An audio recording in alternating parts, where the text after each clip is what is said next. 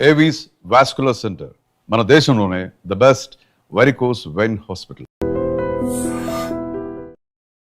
Welcome to I dream. నేను మీ సురేఖ. ఈ మధ్య చాలా మంది డయాబెటీస్ బారిన పడుతూ ఉన్నారు.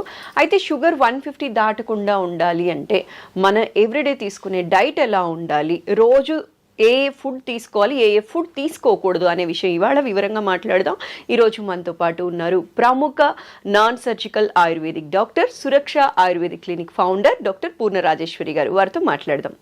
నమస్కారం అమ్మ. నమస్తే అమ్మా. ఎలా ఉన్నారు? బాగున్నాను, థ్యాంక్ యూ. అమ్మ, జనరలీ ఏంటి అంటే షుగర్ 150 దాటకుండా ఉండటం కోసం చాలా కష్టపడుతూ ఉన్నారు. చాలా మంది డయాబెటీస్ బారిన పడిన వాళ్ళందరూ కూడా తగ్గించడానికి చాలా కష్టపడుతూ ఉన్నారు. అసలు డయాబెటీస్ బారిన పడకుండా ఉండాలి అంటే, 150 దాటకుండా ఉండాలి అంటే ఎవ్రీడే ఏ ఫుడ్ తీసుకోవాలి, ఏ ఫుడ్ తీసుకోకూడదు? అంటే జనరల్గా ఏంటంటే డయాబెటీస్ అనేది ఈ రోజుల్లో పెద్ద ఒక రకమైనటువంటి శాపం అనుకోవాలి. పాత రోజుల్లో ఏంటంటే తిండి లేక చాలా కరువులో ఉండి చాలా ఇబ్బందులు పడుతుండే, క్షామంలో ఉండి చాలా ఇబ్బందులు పడుతుండే వాళ్ళం మన భారతీయులు. ఇప్పుడు ఏంటంటే చాలా కష్టపడి ఆర్థికంగా బలపడ్డాం, కానీ ఆరోగ్యపరంగా చాలా బలహీనం అయిపోయాం. దానికి ఎగ్జాంపుల్ ఏంటంటే మనకు వస్తున్న diabetes, hyper tension, main problems, life style disorders అంటారు వీటిని. అలాంటివి చాలా ఉన్నాయి మనకి. ఆస్మా కానీ, ఒబిసిటీ కానీ, ఇవన్నీ చాలా వస్తాయి. అవన్నీ నెక్స్ట్. కానీ ఫస్ట్ అండ్ ఫార్మోస్ట్ డయాబెటీస్ అనమాట. ఎందుకంటే తినడానికి ఉండదు, ఏం తినడానికి ఉండదు. ఏది తినాలన్నా నోట్లో పెట్టుకోవాలంటే భయంగా తినవలసి వస్తుంది. కొంతమంది చాలా స్ట్రిక్ట్గా ఫాలో అయిపోతారు, ఇంకా వాళ్ళకి తినడానికి ఏం ఉండదు అనమాట. అసలు అంత డ్రై ఇదిలో ఉంటారు, అంటే కరువులో ఉన్నట్టుగా, ఉపవాసంలో ఉన్నట్టుగా ఉంటారు అనమాట. అందుచేత కొంచెం ప్రణాళికాబద్ధంగా ఆహారాన్ని వాళ్ళు ప్లాన్ చేసుకుంటే మంచిగా ఆరోగ్యంగా తీసుకోవచ్చు. టేస్టీ ఫుడ్ కూడా తీసుకోవచ్చు. ఓకే. అంటే జనరల్ టేస్టీ ఫుడ్ అంటే ఎలాగో అనారోగ్యకారకం అని చెప్పేసి వాళ్ళు భయపడతారు, కానీ ఇంట్లోనే కొన్ని టేస్టీ ఫుడ్స్ కూడా మనం చేసుకోవచ్చు. ఇందులో కొంచెం వీలైనంత వరకు చెప్పడానికి ప్రయత్నం చేద్దాం. సో ముఖ్యంగా ఏంటంటే వాళ్ళు ప్లాన్ చేసుకోవాల్సిన ఆహారంలో క్యాలరీస్, కార్బోహైడ్రేట్స్ అందరూ చెప్పేది తగ్గించేసేది అనేది చాలా ఇంపార్టెంట్. తర్వాత ఏంటంటే ప్రోటీన్స్ ఎక్కువగా ఉండాలి. తర్వాత అందరూ చాలామంది పట్టించుకోని విషయం ఏంటంటే పీచు పదార్థాలు ఎక్కువ తీసుకోవాలి. సో ఫైబర్ రిచ్ ఫుడ్, పీచు పదార్థాలు ఎక్కువగా ఆహారం తీసుకోవడం వలన డయాబెటీస్ని మనం మేనేజ్ చేసుకోవచ్చు. డయాబెటీస్ తగ్గడం అనేది ఏమి ఉండదు, మేనేజ్మెంటే. మనం మేనేజ్మెంట్ని కరెక్ట్గా మేనేజ్ చేసుకోగలిగితే చాలు అనమాట. అది చాలు. మెడిసిన్స్ ఎక్కువ వాడకుండా, మెడిసిన్స్ వీలైతే లేకుండా కనుక డయాబెటీస్ని మనం మేనేజ్ చేసుకుంటే మోస్ట్ సక్సెస్ఫుల్ పర్సన్ అని చెప్పేసి మనం అవార్డు ఇవ్వచ్చు అనమాట.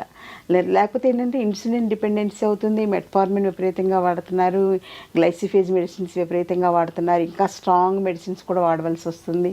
ఆ మెడిసిన్స్ వల్ల సైడ్ ఎఫెక్ట్స్ చాలా ఎక్కువ ఉంటాయి, భయంకరమైనటువంటి సైడ్ ఎఫెక్ట్స్ ఉన్నాయి. కాబట్టి అవి తక్కువగా వాడుకునేలాగా మన డైట్ ప్లాన్ అనేది ఇంపార్టెంట్. మీరు అడిగిన డైట్ ప్లాన్ చాలా అవసరం అమ్మా.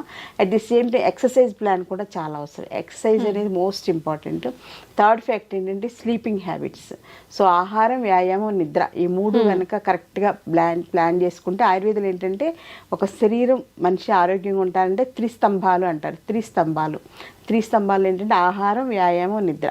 ఈ మూడు కరెక్ట్గా మేనేజ్ చేసుకుంటే ఎటువంటి వ్యాధులు రాకుండా ప్రివెంటివ్ కేర్గా మనల్ని మనం హ్యాపీగా ఉంచుకోవచ్చు, హెల్దీగా ఉంచుకోవచ్చు. అట్ ది సేమ్ టైం వ్యాధులు వచ్చినా కూడా మన మేనేజ్మెంట్ అనేది ఈజీగా ఉంటుంది అనమాట. సో దానికి ఏంటంటే ముందు ఫస్ట్ పాయింట్ డైట్ గురించి చూద్దాం. డైట్లో ఎర్లీ మార్నింగ్ లేచిన వెంటనే మంచినీళ్ళు తాగడం అనేది ఫస్ట్ స్టెప్. వీలైతే గోరువెచ్చటి నీళ్ళు తాగడం.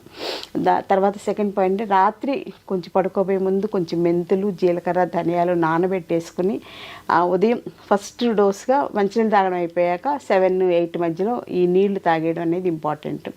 తినగలిగితే నమిలేసేసి మింగేసేయచ్చు. మెంతులు కానీ, ధనియాలు కానీ, జీలకర్ర నమిలి తినడం అంటే కొంచెం కష్టంగా ఫీల్ అయ్యేవాళ్ళు జస్ట్ ఆ వాటర్ తాగినా కొంతవరకు బెనిఫిట్ ఉంటుంది.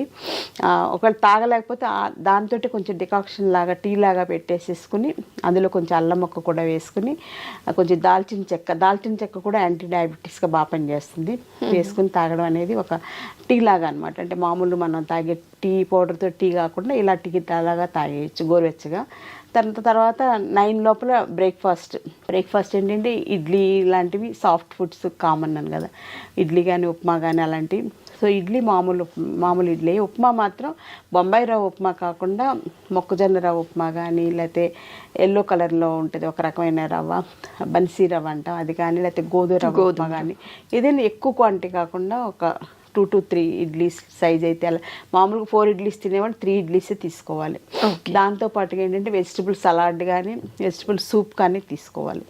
అంటే ముఖ్యంగా క్యాబేజ్ ఫైబర్ బాగుంటుంది కాబట్టి క్యాబేజ్ బాగా తీసుకోవచ్చు, క్యారెట్ వేసుకోవచ్చు, బీన్స్ వేసుకోవచ్చు, ఇంకేదన్నా మనకు అవకాశం ఉంటే వేసుకుని అవన్నీ ఉడకబెట్టేసేసుకుని అది కొంచెం ఉడకనివ్వాలన్నమాట. కొంచెం ఒక 5 minutes ఉడికాక అది వడకట్టుకుని సూప్ లాగా తాగేయచ్చు లేదా సలాడ్స్ లాగా తీసుకోవచ్చు. అందులో టేస్ట్ కోసం కానీ కొంచెం ఉప్పు వేసుకోవచ్చు, కొంచెం నిమ్మరసం కూడా వేసుకోవచ్చు, కొంచెం మిరియాల పౌడర్ కూడా వేసుకోవాలి. మిరియాల పౌడర్ కూడా డయాబెటీస్కి మంచిది కాబట్టి అలా తీసుకోవచ్చు. అది బ్రేక్ఫాస్ట్ టైంలో అంటే ఇడ్లీ క్వాంటిటీ కొంచెం తగ్గించుకుని ఆ ప్లేస్లో సలాడ్స్ తోటి ఫిలప్ చేసుకున్నాం అనమాట. అది ఒకటి. నెక్స్ట్ 11 o'clock ఆ టైంలో ఆఫీస్కి వెళ్ళినా పక్కన ఒక బాటిల్లో మజ్జిగ చేసుకుని పట్టుకెళ్ళాలి. ఆ మజ్జిగ కూడా ఏంటంటే రాత్రిపూట ఒక 1/2 liter పాలు తోడుపెట్టేటప్పుడు అందులో ఒక 2 స్పూన్లు మెంతులు వేసేసి తోడుపెట్టేసేయాలి. సో మెంతుల్లో ఉండేటువంటి యాంటీ డయాబెటిక్ యాక్షన్ అంతా కూడా ఆ పెరుగులోకి వచ్చేస్తుంది. సో మళ్ళీ పెరుగు వాడకూడదు, పెరుగు వల్ల కూడా డయాబెటీస్ పెరుగుతుంది. మజ్జిగే వాడుకోవాలి. సో మజ్జిగ చేసేసుకుని ఒక బాటిల్ నిండా పోసుకొని ఎక్కడికి వెళ్తే అక్కడికి మనం తీసుకెళ్ళిపోవచ్చు. మధ్యాహ్నం 11 o'clockకి ఒక 250 ml మజ్జిగ తాగేసేయాలి. 1 o'clockకి లంచ్ ఏంటంటే మనం మామూలుగా వైట్ రైస్ అనేది మోస్ట్ కామన్ కదా. White rice, white sugar, white salt, white packet milk, maida, ఈ 5 కూడా white poisons. Okay, 5 white poisons వల్ల డయాబెటీస్ మల్టిప్లై అవుతుంది అనమాట. సో ఈ 5 కూడా తీసుకెళ్ళి కాశీలో వదిలేయాల్సిందే డయాబెటీస్ పేషెంట్స్. సో ఈ 5 వైట్ పాయిజన్స్ వదిలేస్తే సగం శని వదిలిపోయినట్టు అనమాట. లేకపోతే ఆ వైట్ రైస్ వల్లనే డయాబెటీస్ బాగా పెరిగిపోతుంది. సో వైట్ రైస్ ప్లేస్లో మనం ఏంటంటే బ్రౌన్ రైస్ తీసుకోవచ్చు, లేకపోతే నవరార ధాన్యం అని తీసుకోవచ్చు, లేకపోతే రాజముడి ధాన్యం అని చెప్పేసి ఇప్పుడు చాలా వస్తున్నాయి. ప్రకృతి వైద్యం ద్వారా వచ్చేవన్నీ కూడా ఆర్గానిక్లో రైస్వే చాలా వస్తున్నాయి. ఒకవేళ అవన్నీ దొరకకపోయినా జొన్నలు వాడుకోవచ్చు, జొన్న రవ్వ ఉప్మాలాగా చేసుకొని తీసుకోవచ్చు, లేకపోతే గోధుమ రవ్వ ఉప్మా తీసుకోవచ్చు. అలా వీటికి ఆల్టర్నేటివ్స్ తీసుకుంటూ వీక్లీ ట్వైసే బ్రౌన్ రైస్ తినాలి. ఏదైనా ఏ రైస్ అయినా వీక్లీ ట్వైసే. మిగిలిన రోజులన్నీ కూడా గోధుమ రవ్వ కానీ లేకపోతే జొన్న రవ్వ కానీ ఇలాంటి వాటితోటి అన్నంలా వండుకోవడం ఏదో ఒకటి అలా ప్రిపేర్ చేసుకుని తీసుకోవాలి. కానీ కర్రీస్ మాత్రం బాగా తీసుకోవాలి. ముఖ్యంగా పప్పు కంపల్సరీగా ఎవ్రీ డే లంచ్లో ఉండాలి.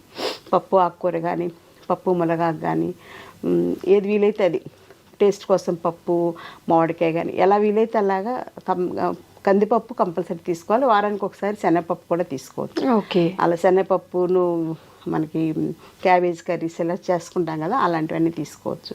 దాంతోపాటుగా లంచ్లో జాంకాయ కానీ లేకపోతే బొప్పాయి పండు కానీ ఏదో ఒకటి అంటే టూ మచ్ క్యాలరీస్ ఉండేటువంటి అరటిపండు, సపోటా పండు, మామిడి పండు కాకుండా జామకాయ, పపాయ, నారింజ, యాపిల్ ఇవన్నీ కూడా అంటే మనం వెతుకుతుంటే చాలా దొరుకుతాయి. మనం చాయిస్ లేదనుకుంటాం కానీ మన ఆ దృష్టితో చూడమన్నమాట. అందరూ ఒకే టైప్ ఫుడ్కి అలవాటు పడిపోయాం ఇప్పుడు. అలా కాకుండా కొంచెం డిఫరెంట్గా ఆలోచిస్తే బోల్డ్ దొరుకుతాయి. సో అలా తీసుకోవాలి. అంటే కడుపు నిండాలి కదా. ఇప్పుడు మామూలుగా అయితే అన్నమే చక్కగా ఇంత అన్నం పచ్చడి వేసుకుని, ఇంత అన్నం పప్పు వేసుకుని, ఇంత అన్నం పులుసు వేసుకుని, ఇంత అన్నం పెరిగేసుకుని తింటే కడుపు హాయిగా నిండుతుంది. వైట్ రైస్ కదా, షుగర్ కూడా అలాగే మల్టిప్లై అయిపోతుంది. అందుకని ఏంటంటే బ్రౌన్ రైస్, గోధుమ రవ్వ అవి ఎక్కువ తినలేము, బాడీ పట్టదనమాట. ఆ ప్లేస్కి మనం ఇలా ఫ్రూట్స్ తోటి బ్యాలెన్స్ చేసుకునేలాగా లేకపోతే క్యారెట్ లేకపోతే క్యాబేజ్ కానీ సలాడ్స్ లాగా ఏదో ఒకటి తీసుకోవాలమ్మా. తర్వాత మళ్ళీ ఈవినింగ్ 4 o'clock టీ కానీ తర్వాత ఇంకా ఏదన్నా మజ్జిగ కానీ లేకపోతే హెల్త్ డ్రింక్ అల్లం టీ తోటి కానీ అలాంటివి ఏదో తీసుకోవచ్చు. ఏమీ లేకపోతే కొంచెం కొబ్బరి నీళ్ళు కానీ అలా అయినా పర్వాలేదు. కొబ్బరి నీళ్ళు తీసుకోవచ్చు, ఎక్కువ తీసుకోకూడదు, కొంచెం తీసుకోవచ్చు. అంటే న్యాచురల్ ఫుడ్స్ కాబట్టి పర్వాలేదు, తీసుకోవచ్చు. ఆ రకంగా మేనేజ్ చేసుకోవాలి. డిన్నర్ మాత్రం వీలైతే మానేసేయాలి. అంటే రైస్ ఇవన్నీ కూడా మానేసేయాలి. ఒకవేళ తినకుండా ఉండాలేనంటే చపాతీని కొంచెం కూర ఎక్కువ తీసుకోవాలి. తోటకూర కానీ పొట్లకాయ కూర కానీ సొరకాయ కానీ అట్లా ఎక్కువ కూర వేసేసుకుని అందులోకి 1-2 చపాతీలతోటి సరిపెట్టుకోవాలన్నమాట. లేదంటే రాగి జావ ఉంటుంది కదమ్మా, రాగి జావ బాగా ఎక్కువ క్వాంటిటీలో రాగి జావ కానీ రాగి సంకటి కానీ అలాంటివి తీసుకుని కొంచెం మజ్జిగ తాగడానికి తీసుకుంటే సరిపోతుంది అనమాట. సో ఈ రకంగా డైట్ ప్లాన్ చేసుకోవాలి. పడుకోబోయే ముందు వీలైతే ఒక 250 ml కానీ 200 ml కానీ ఆవు పాలు తీసుకోవాలి. దీనివల్ల ఏంటంటే బాడీలో కాల్షియం డెఫిషియన్సీ రాకుండా ఇలా కేర్ ఉంటుంది. సో మెయిన్గా మానేయాల్సింది ఏంటంటే బిస్కెట్స్ తినడం మానేయాలి. చాలామంది చెప్పేది ఏంటంటే డాక్టర్స్ కానీ ఎవరైనా చెప్పేది అంటే మధ్య మధ్యలో ఎప్పుడు ఆకలిస్తే అప్పుడు 2 అవర్స్కి ఒకసారి బిస్కెట్స్ తినేసేయండి అని చెప్తారు. బిస్కెట్స్లో మైదా ఉంటుంది, అందులో ఫ్రక్టోజ్తో చేసినటువంటి షుగర్ బేస్డ్ ఇవన్నీ ఉంటాయి. అలాగే ఆర్టిఫిషియల్ షుగర్ అని చెప్పేసి బయట పంచదార కాకుండా వాడుతుంటారు, అది ఇంకా డేంజర్ అనమాట. అది అస్సలు మంచిది కాదు, క్యాన్సర్ని కలిగిస్తుంది అనమాట అది. సో అలాంటి ఆర్టిఫిషియల్ షుగర్ కూడా వాడకూడదు. వీలైతే మానేసి నోరు అలాగా అలవాటు చేసుకుంటే ఆ చప్పిడిగా అలవాటు అయిపోతుంది. అలా ప్లాన్ చేసుకుంటే సరిపోతుంది. ఈ డైట్ ఇలా ప్లాన్ చేసుకుంటే షుగర్ మీరు అడిగినట్టు 150 దాటకుండా మనం కేర్ తీసుకోవచ్చు. అలాగే ఎక్సర్సైజ్ కూడా చాలా ఇంపార్టెంట్. మన నెక్స్ట్ స్టెప్ ఎక్సర్సైజ్.